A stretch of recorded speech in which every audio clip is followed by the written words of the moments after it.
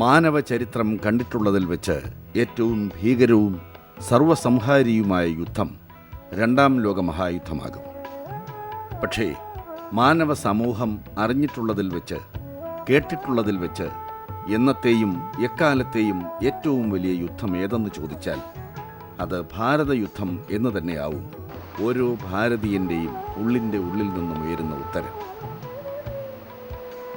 ശത്രുവിൻ്റെ സർവസംഹാരത്തിനും അപ്പുറം ധാർമ്മികതയുടെ ശാശ്വത വിജയത്തിന് ഊന്നൽ നൽകിയ ആ ധർമ്മയുദ്ധത്തിലെ ഏറ്റവും തിളക്കമാർന്ന ആയുധം ഏതെന്ന് ചോദിച്ചാൽ അത് അർജുനൻ്റെ ഗാണ്ഡീവമോ അതോ സാക്ഷാൽ ശ്രീകൃഷ്ണൻ്റെ സുദർശന ചക്രമോ എന്ന കാര്യത്തിൽ ചിലർക്കെങ്കിലും സന്ദേഹമുണ്ടായേക്കാം.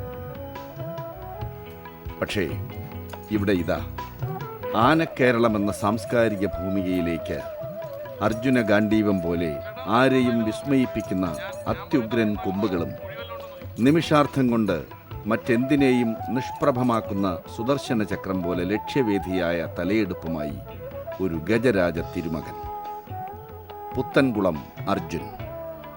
ഉത്തർപ്രദേശിലെ വിഖ്യാതമായ ഒരാശ്രമാന്തരീക്ഷത്തിൽ ക്ഷേത്രത്തിലെ അരുമയെന്ന നിലയിൽ കളിച്ചു വളർന്ന ആഞ്ജനേയ ഹാത്തി എന്ന ഈ ആന തിരുമകനെ കൊല്ലത്തിനടുത്തുള്ള പരവൂർ പുത്തൻകുളം ഷാജിയാണ് കേരളത്തിലേക്ക് കൂട്ടിക്കൊണ്ടുവരുന്നതും പുത്തൻകുളം അർജുൻ എന്ന പേരിൽ ആനപ്രേമികൾക്കിടയിൽ അവതരിപ്പിക്കുന്നതും.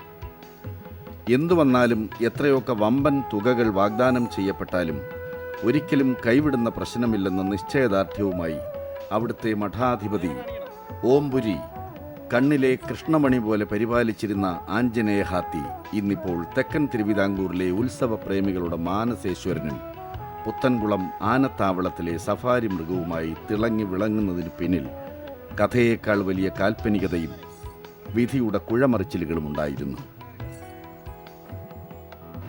തെക്കൻ തിരുവിതാംകൂർ പഴയ ആതിര രാജശേഖരൻ എന്ന് പറയുന്ന അവസാനം ഷാജിയേട്ടൻ മേടിച്ച പുത്തൻകുളം രാജശേഖരൻ കൂടി അങ്ങോട്ട് പോയതോടുകൂടി തെക്കൻ നാട്ടിലെ സ്വകാര്യ മേഖലയിലെ ഏറ്റവും അധികം വലിയ ആനകൾ എന്ന് പറയാവുന്നത് ഇപ്പോൾ ഒന്ന് ഷാജിയേട്ടൻ്റെ തന്നെ അനന്തപത്മനാഭൻ കഴിഞ്ഞാൽ അർജുൻ തന്നെയാണ്. പിന്നെ സർക്കാർ തലത്തിലാണ് ദേവസ്വം ബോർഡിലെ തൃക്കടവൂർ ശിവരാജ് അല്ലേ.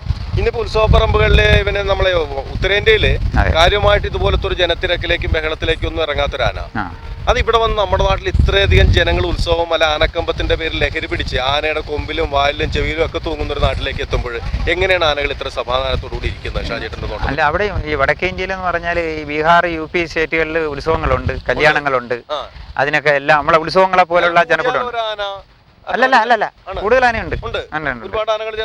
ഉത്സവങ്ങളുണ്ട്. ഒരു 10-20 ആന 25 ആനയൊക്കെ ഇപ്പൊ പിന്നെ കുറവാണ് ആനകൾ പൊതുവെ. പിന്നെ 25-50 ആന വരെ ഞാൻ കണ്ടിട്ടുണ്ട് ഉത്സവങ്ങൾ കല്യാണങ്ങൾക്ക്. വലിയ കല്യാണങ്ങൾക്ക് 50 ആനയൊക്കെ അത് ഒരു പ്രൗഢിയാണ്. അത് മുതലാളിമാർക്കല്ല അതിന്റെ പൈസ, തൊഴിലാളിയൊക്കെ അതിന്റെ പാപ്പാമാനാണ്. ഒരു പേരിന് വേണ്ടി മാത്രം അത്രേ ഉള്ളത്. അതെ അതെ. ഇപ്പൊ ഇങ്ങനെ നമ്മുടെ പുറകെ നടന്നു വരുന്ന അർജുന്റെ കാര്യം എടുത്തു കഴിഞ്ഞാൽ ഷാജിയേട്ടൻ ഒരു ആന ഉടമസ്ഥനാണെന്ന് അതിനൊപ്പം തന്നെ ആദ്യം ഒരു ആനപ്രേമിയാണ്. ഇത്ര നാളും ആനയുടെ ഒരു ലോന്നാണെന്നെ. നമുക്ക് അവരുടെ ലക്ഷണങ്ങൾ നോക്കിക്കഴിഞ്ഞാൽ എന്തൊക്കെയാണ് ഷാജിയേട്ടന്റെ തോട്ടത്തിൽ പ്രഥമമായിട്ട് അവനെ ആദ്യം നോക്കുന്നത്? തല വലിപ്പമുണ്ട്. അതെ, ബോഡി വളരെ വലുതാണ്. അതെ, ശരാശരിക്ക് മേൽ ഇതുള്ള. അതെ, പിന്നെ കൊമ്പിന്റെ ഷേപ്പ്. അതെ, ഒരു ശരീരത്തിൽ അല്പം ചെറുതെന്ന് പറയാവുന്ന ഒരു പക്ഷെ ചെവിയായിരിക്കും. ചെവി കുറവാണ്. കൈയും വളരെ നീളമൊന്നും പറയാനുള്ളതില്ല. അത് ബീഹാർ ആനകൾക്കെല്ലാം അങ്ങനെയല്ലേ ഒരു കിട്ടുള്ളൂ. അല്ല